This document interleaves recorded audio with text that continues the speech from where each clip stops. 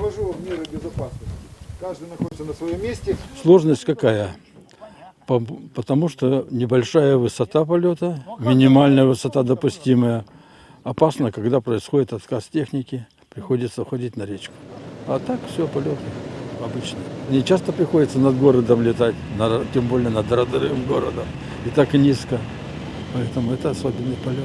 Знаменательная дата, День Победы, 9 мая, вообще праздник. Великий праздник.